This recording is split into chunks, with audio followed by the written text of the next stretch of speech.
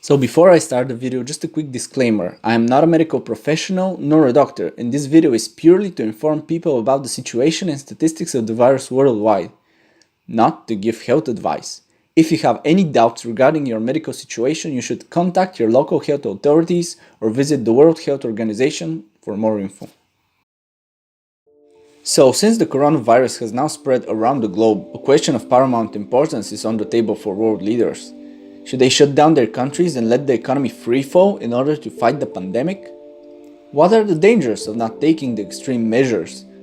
Or maybe you think it's just another flu that will come to pass without any major consequences? Well, let us examine a few graphs about the virus spread and see if we can learn something about it.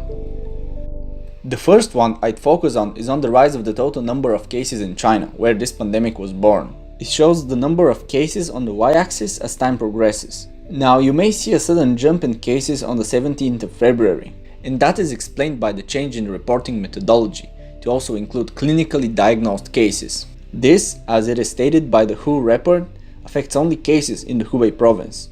If you want more information about that, all the sources and links are in the video's description. So back to the graph. Two things to note. We can see at the beginning, before the inflection point, the cases grow every day more than the previous day. You can see there is a tendency for exponential growth. But then after strict measures are in place, the line curves again and shows signs of leveling off. And as of the day of the recording this video, China seems to have things under control and the total number of cases has stopped rising. What is more worrying, if we add to the curve the rest of the world. As we can see, the total cases are still growing every day in an exponential manner. Now, we'll get to possible reasons for that in a minute. But first, let's take a look at the new cases reported every day. Now, this graph just reaffirms the results we saw previously. The first half is the China period, where cases rise and then fall due to the measures taken by the Chinese government. The second half, however, represents the rest of the world, and as you can see, new cases are higher every day. This also translates to a rise in deaths globally. Now, an interesting thing to examine is how the Chinese strict measures have worked in their favor. We can take the information of the first part of this graph and plot it. These are the new cases confirmed in China every day. Again, for our purposes, we can ignore the discrepancy on the 17th of February. As we can see, the lockdown of Wuhan was enacted on the 23rd of January, and the next day another 15 provinces were also closed off. And here is where you might say, but nothing happened immediately after the shutdown as cases continued to rise. Well, that depends on the virus itself, since it has a 2-week incubation period. People will get symptoms only after 14 days and will get examined and confirmed after 14 days. So the actual results we should see are 2 weeks after the measures were imposed. How does that translate to our graph? 2 weeks after the 23rd of January is the 6th of February. And look at that, those were the exact days new daily cases begin to drop and the trend is reversed.